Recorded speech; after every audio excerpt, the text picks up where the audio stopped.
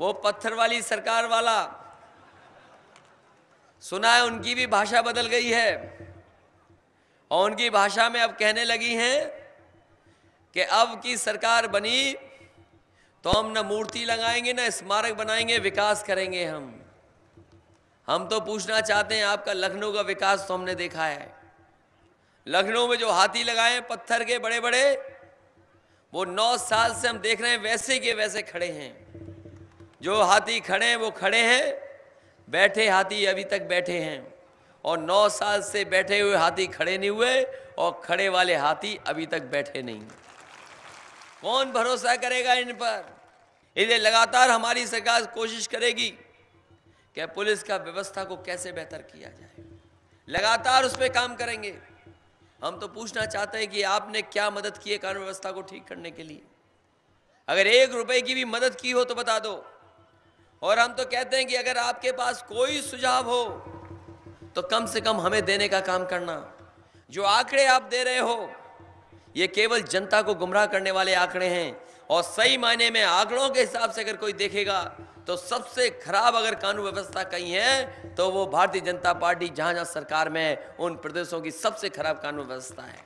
जो मेधावी छात्राएं हैं, जो नंबर अच्छा पा रही हैं पढ़ने में, वही लैपटॉप भी बांट दिया। जो छात्र और छात्राएं अच्छे नंबर प्राप्त की हैं, वहीं बड़े संख्या में समाजवादी पेंशन से भी मदद की है।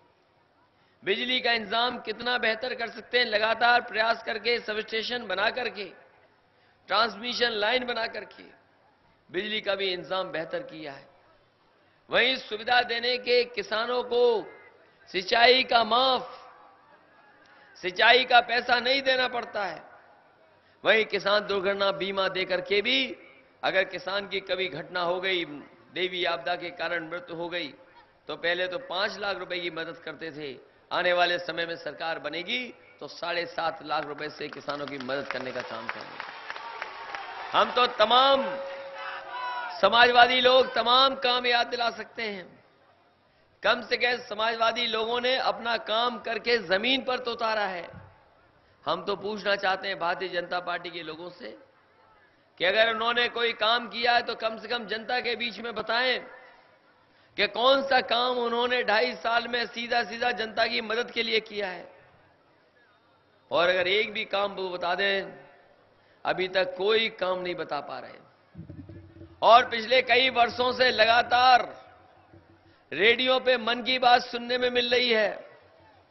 पहले रेडियो पे सुनाते थे मन की बात, अब टीवी पे भी सुनाने लगे बीजेपी के लोग मन की बात।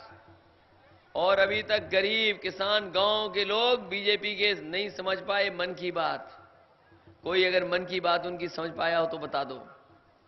लगातार मन की बात हो रही है। हम समाजवादियों ने कहा कि बहुत हो गई आपके मन की बात, कम से कम अब करो काम की बात। अगर कोई काम किया हो तो हमें बताओ कि कौन सा काम आपका जमीन पर पहुंचा है। और जिन्होंने बीजेपी के लोगों ने सपना दिखाया अच्छे दिन का, सपना दिखा दिया अच्छे दिन का, और बताइए सबको लाइन में लगाया कि नहीं लगाया? कोई नहीं बचा जिसको लाइन में न लगना पड़ा हो। 500,000 रुपए सब जमा करा लिए, किसी पे 500,000 नहीं बचा। और जो लोग लाइन में लगे थे तमाम गरीब, उनकी जान चली गई। जो लाइन में लगने गए अपना पैसा वापस लेने के लिए, ईमानदारी से कमाया हुआ पैसा, मेहनत का कमाया हुआ पैसा, थोड़ा बहुत कारोबार, ठेला लगा करके, दुकान चला करके जो मुनाफा कमाया, और उसको जब बैंक में लेने गए तो पता लगा उनकी जान चली गई कई लोगों की। अगर किसी ने मदद की तो समाजवादी सरकार ने उनके परिवारों को 2-2 लाख रुपए देकर के मदद करने का काम किया। आपने पढ़ा होगा अखबारों में कि लाइन में लगे लगे एक बच्चे का भी जन्म हो गया और बैंक वालों ने उसका नाम खजांची रख दिया। हमने ढूंढवाया उस परिवार को, और जब मैंने जानकारी की तो उस मोहल्ले का सबसे गरीब परिवार का वो सदस्य निकला।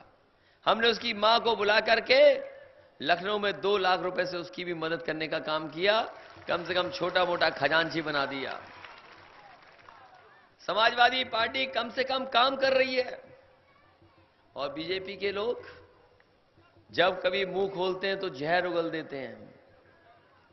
समाज में बंटवारा की बात करते हैं, और खाई कैसे पैदा हो जाए समाज में, लगातार उसी तरह का प्रयास करते रहते हैं। अभी कह रहे थे कि ये जो गठबंधन हुआ है, ये दो खुनवों का गठबंधन है, एक लखनऊ का परिवार, एक दिल्ली का परिवार। ये बीजेपी वाले बोल रहे हैं कि दो परिवारों का, खुनवों का गठबंधन है। मैंने उनसे कहा कि ये दो परिवारों का गठबंधन नहीं है, ये दो युवाओं और नेताओं का गठबंधन है। मैंने उसकी मां को बुलाया और 2 लाख रुपए उसको भी मदद करने का काम किया, कम से कम छोटा मोटा खजांची बना दिया उसे। और हम तो कहते हैं प्रधानमंत्री जी से, ये नोटबंदी से किसको फायदा हुआ है? इस नोटबंदी से गरीब, किसान, माताएं, बहनें, नौजवानों, किसी को लाभ नहीं हुआ। अर्थव्यवस्था चौपट हुई है। और हम तो कहते हैं नोटबंदी का फायदा किसको हुआ, ये भी बताते जाओ।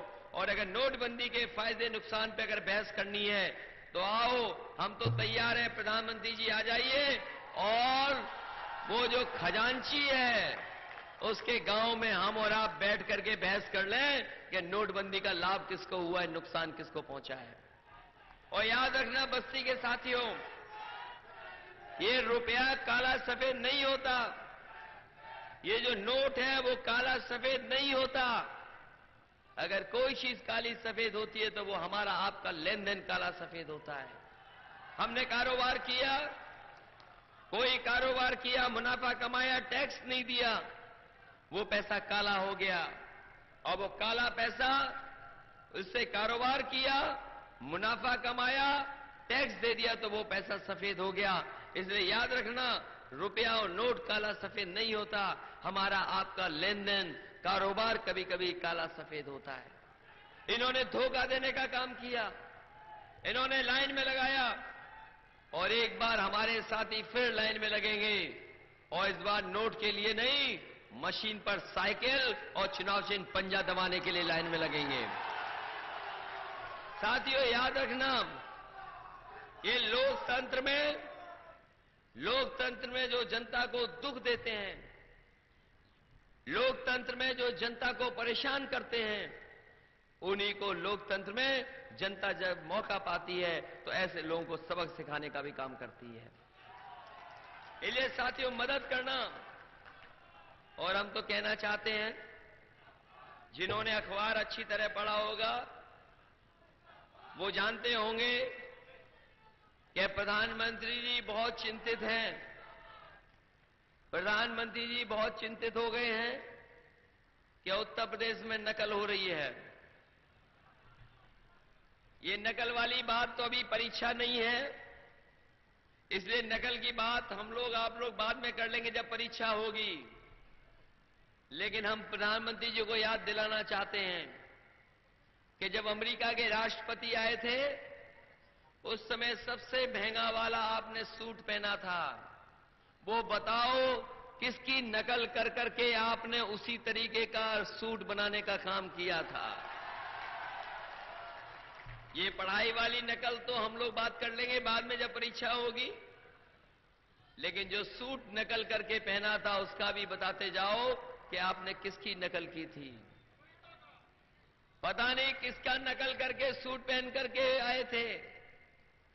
और फिर क्या कहने लगे, राजनीति में ये खुशहाली, तरक्की, आगे बढ़ने का चुनाव है। और जब बात नहीं बनी तो बताओ क्या कहने लगे।